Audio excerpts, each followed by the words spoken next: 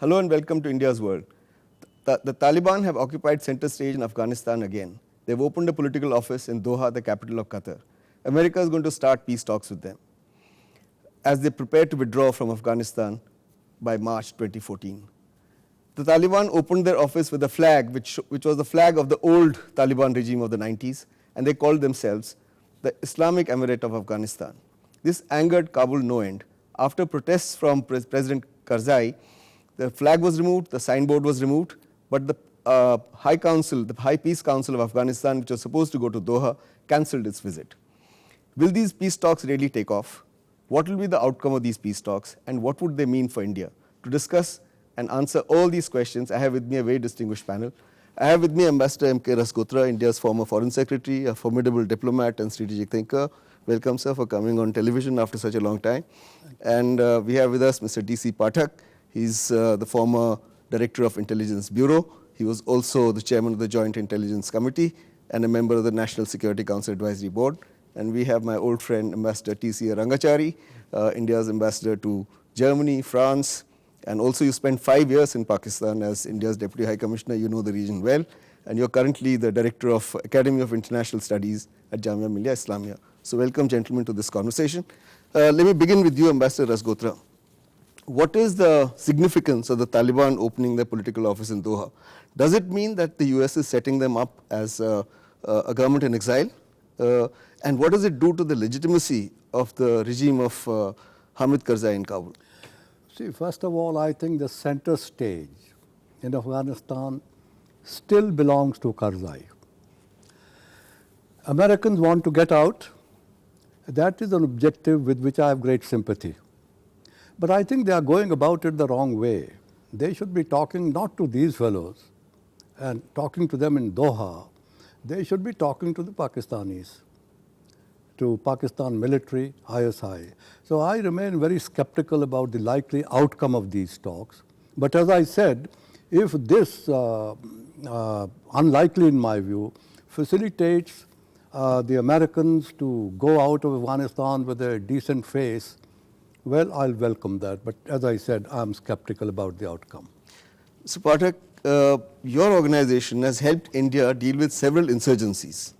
Okay, so what is wrong if the Afghan insurgents are also being talked to and they're being offered some kind of ceasefire and peace talks? Why should we not see anything more than allowing an insurgent group to come overground, become legitimate, and indulge in a peace process? Can we say that the picture goes much beyond this? In fact, rising above the detail, two developments are driving the developments. Two things are driving the developments in Afghanistan at this strategic level. One, the US anxiety to leave behind a setup which will sort of keep the wolf at bay for them, for the Americans, after the troops are gone. For that reason, they are dependent on Pak army today to an extent which never happened before. And mind you, they want some comfort of distance in relation to a country which led the run up to 9/11, complicated further by the fact that the radicals' hold in West Asia has increased. So this is the first point. From that flows the second point. The Pak army has sensed that US was never more dependent on it than it is now. And therefore, they are going to push for having a controlling hand in Afghanistan, whatever be the device. And this kind of a talk, yeah. I suspect this is a Pak army's initiative to bring in Taliban in the name of Haqqani's network. But what is wrong if you talk to armed insurgents and say, look, give up arms, come into the peace process? No, but that's a very standalone segment. It doesn't fit in with what has been happening. What has happened? The Pakistan army, and US knows it has to deal with that. Their prime concern is to have a controlling hand in the regime that is, and whether Hamid Karzai stays on it as a symbolic head or whether he's there or not there, I can't say that. And what they want to maintain is this pursuit of a strategic depth, which means nothing more than seeing the back of India and Afghanistan. That's where the Indian attitude comes. Ranga, everybody had preconditions for these talks. Okay, the Taliban said that they would come into peace talks if all the foreign troops leave. Foreign troops haven't left as yet, although the opening of the office took place on the same day when NATO forces handed over security of Afghanistan to the Afghan government. The US had two preconditions which have now become likely outcomes. The two preconditions were that the Taliban make a statement that they're interested in peace, and two, that they cut off their links with Al-Qaeda and Afghan soil is not used for threatening any other country. The Afghan government also had two preconditions, that accept the Afghan constitution and the process should be Afghan-led and Afghan-controlled. None of the preconditions of any party are being met. So where does that leave the peace talks? Well, let me go back to the first issue that is raised, the question of legitimacy. I think when we talk in terms of legitimacy, we have to look at two separate things. One is the ideology that the Taliban represents, and the second is the individuals who go by the name of Taliban. Throughout the Cold War period, when the Americans were wanting to contain the Soviet Union, the struggle was never against individual leaders. It was against the ideology of communism. Taliban's ideology is known. It's something which Afghanistan itself has rejected.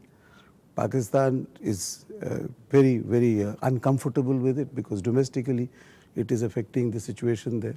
And clearly, insofar as India is concerned, this is not an acceptable ideology at all. So therefore, to go back to the question of whether, the question that you asked Mr. Pathak just now as to whether it is, there's anything wrong in talking to an insurgent group, so long as you are talking to an insurgent group with the intention of bringing them into a system which has a certain framework. In this particular case, the conditions that you mentioned of the Afghan government about the constitution, accepting the constitution, being part of the political mainstream, etc. Those kinds of situations. The other is that if they were to come to power through whatever kind of means and what kind of ideology they would bring to Afghanistan. And there, when you say that none of the conditions, whether it is of the Afghan government, whether it is of the Taliban, whether it is the Americans, have been respected, then clearly one has also to ask oneself the question whether the Americans, for their own limited purposes, and the Taliban similarly for their own limited purposes, are not playing for time in a manner in which they are engaging, apparently, in a dialogue, but the outcome of which is very clear, that the Taliban is not going to abandon whatever its own aims and ideology. In fact, yesterday there was a statement by one of the spokesmen of the Taliban from Doha, saying that their objective still remains the same, which is to establish an Islamic emirate in Afghanistan. Okay. At this point, we need to take a break. We'll continue with this discussion after the break. Don't go away. Welcome back. We are discussing the implications of the US starting peace talks with the Taliban. Ambassador Rasgotra, the Taliban say that Hamid Karzai is a puppet of America. And he certainly had American support. He came with American support. And he continues with American support, although considerably diminished support. So aren't the Taliban right in saying, why should we talk to the puppet? It's better to talk to the puppet master. Well, he's an elected president. There are going to be elections next year. Probably another president will come along. It will much depend on the credibility of the new government. But to come back to the issue about the validity or worth of these talks, you know, my mind goes back to what Gorbachev did 15, 20 years ago. He started talks with that group of 7 insurgents in Peshawar. That's right. Fatal step. They went on talking with him without accepting any of his conditions and without agreeing to any of the suggestions, proposals he made. They bided their time. When the Russians pulled out, then led by the Pakistani tanks and Pakistani jet fighters, the Taliban took over Afghanistan. Mr. Pathak, do you agree with this assessment? Because there is no evidence that the Taliban have decided that they don't want to take over the entire Afghanistan. They've only decided that militarily they can't take it over just now, as of now. They have shown no faith in multi-party democracy. So just as the Mujahideen took over after, under the leadership of Sibatullah Mujahideen, do you think the same thing will happen now?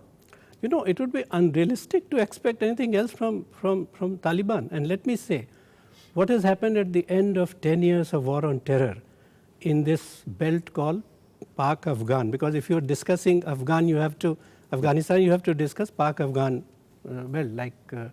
Rasgotra said.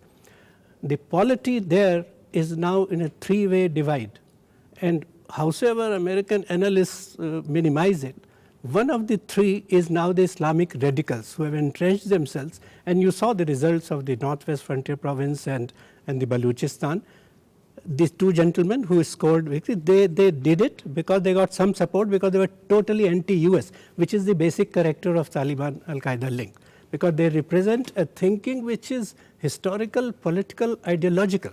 So the hard core of Taliban remains. What perhaps is happening, that Pak army is indulging in a tactical move of getting the soft end of the spectrum of Taliban to get into some kind of a talk. It gives feel good to Americans and helps Pakistan in its objective of having a strong hand in Afghanistan. May I interject a little bit? I hope I have not given you the impression that the Taliban are going to take over Afghanistan. That may not be possible. But what I foresee is a situation of conflict, somewhat on the lines of the earlier conflict. But so long as the Americans are out, I think maybe the Afghans will find a way of living together. Americans have been there for 13, 14 years now. How much good have they done to Afghanistan? I want to ask you a slightly different question, Ranga. You know, this process, which is supposed to be bilateral just now, only America is talking to the Taliban or proposing to talk to Taliban. Do you think it will eventually become trilateral, including the Afghan government? And will that also lead to something, or should it be a multilateral process? Because there are other stakeholders, you know, like the bond process. You have donors who have invested in rebuilding Afghanistan. There are people whose children have been killed in ISAF and NATO forces. Why don't those countries also have a role? How can it just be a bilateral US-Taliban talk? Is Afghanistan just a plaything of the Americans? But I think it's highly unlikely when you say multilateral, if you envisage countries like India joining in a process, talking to Taliban and so on. Of course, Mr. Rasgotra would know better, but I doubt very much that India would want to get into a process where you would be talking to the Taliban. Second thing is, insofar as Afghanistan is concerned, you know, this whole attempt to create a system where you have a constitution, a parliamentary democracy, an elected leadership, etc., and so on, in the way in which it is conceived, I think one has to even ask whether this is the process that the Afghans themselves are wanting for Afghanistan. If you go back 30 years, if you go back 50 years, there have been systems by which the Afghans have governed themselves, but not necessarily this kind of a system. Now, within that, differing groups, those who may have different views, those who may even quarrel with each other, perhaps even fight with each other, they have found ways in which they could live together.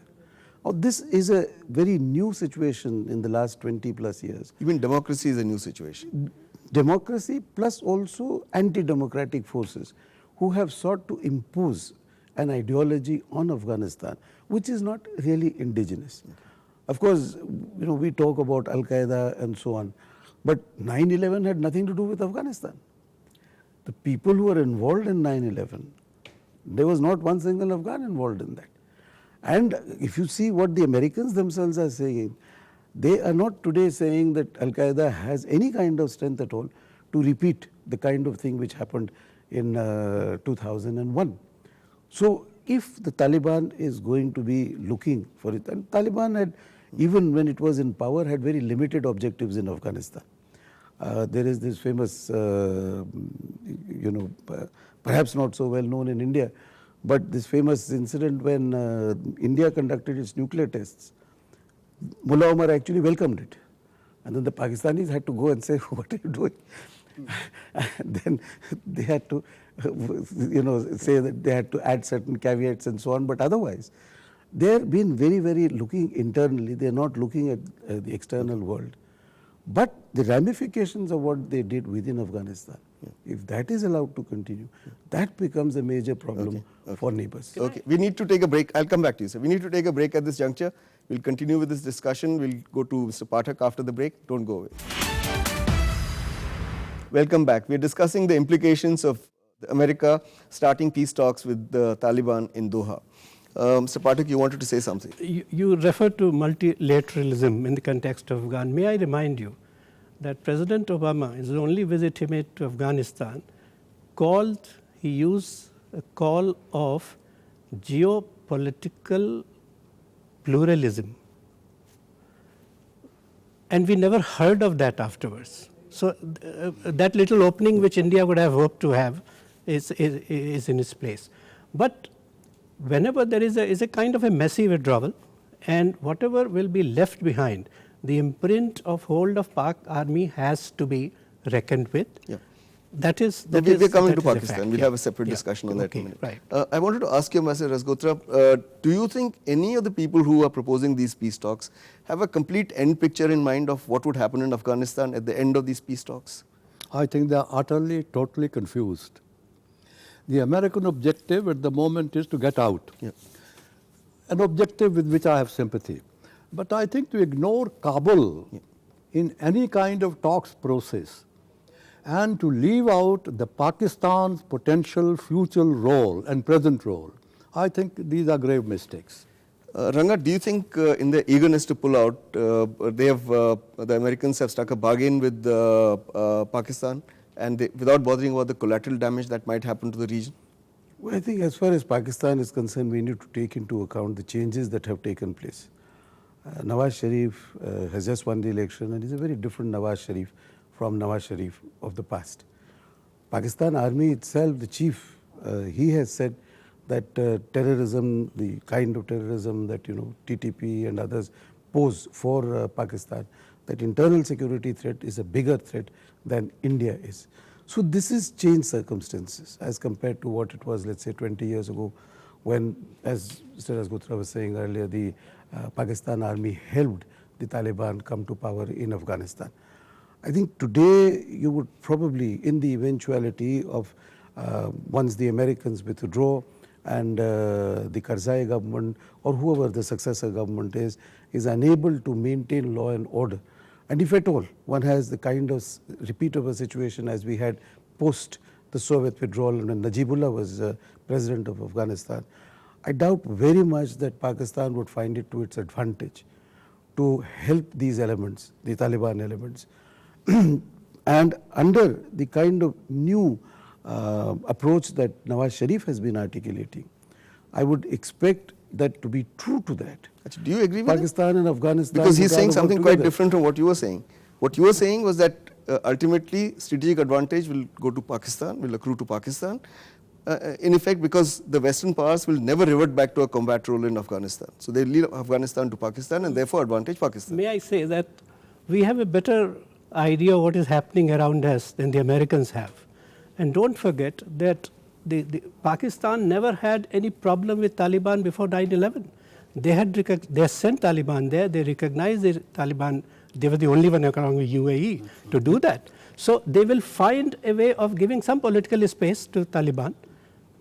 They can handle Taliban and US both, realize this, and when the US is gone, they came into the firing line of Taliban because Musharraf seemed to be too much in the lap of Americans, and that's the reason why Benazir Bhutto was bumped off. Anything who is too collusive, the Pakistan army will find a way of not looking too collusive and get on with everybody. So, Ambassador Rasgotra, so are India's worst nightmares coming true in Afghanistan? No, not. I'm not so sure about this. See, we have a strategic partnership agreement with the government in Kabul, right? We are doing certain things there by way of development and so on and so forth. We are training some of their police personnel, some of their army personnel. I think we should, short of sending our troops there, and Kabul is going to need, ask for sustenance support, moral support, if no other support, from a lot of governments, India included there. We should be ready, short of sending troops there, short of sending our armed forces there, we should give them whatever they ask us to do for them. But will America remain embedded in Afghanistan in some form or the other? Well, I think initially they are thinking of leaving 8,000-10,000 troops there in training role. They have control of 8 or 10, 12 airports there. they will like to continue to stay there. Will the Taliban allow it? Forget Taliban. Will the Afghans allow this? For how long? You see, Afghans are very adverse to any foreign presence there. I think foreign presence was useful for a time to train, to bring in money for development, this, that or the other. That task is not completed. So everybody is fed up with foreign presence. Okay. Now, let me ask all of you one question, and please answer it quickly in in a short period of time. Secretary John Kerry is coming to India. Doha dialogue will obviously come up in the discussion. What should India be telling the Americans when John Kerry comes here? Ranga? But I think we should make clear our continuing opposition to Taliban, and anything which gives it ideology or Taliban as a force legitimacy in Afghanistan. Okay. Mr. Pathak? I'm given to realism. My reading is that Mr. John Kerry essentially will advise India to adjust to things which suit the Americans' Pakistan interface in Afghanistan, That's whatever what it you say. means. Well, we don't need American advice for that. I mean, we will adjust to the new situation. I'm quite confident. Adjustment means we'll accept the new situation. No, I'm quite confident that we will be able to deal with the emerging situation.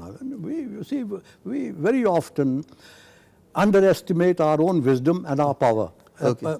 Wisdom and power, combination of the two. Okay, thank you very much. Thanks for sharing your views on this situation with our viewers. We'll have you again soon as the situation develops. That's all we have for you today. We'll be back again next week with another issue. Till then, goodbye.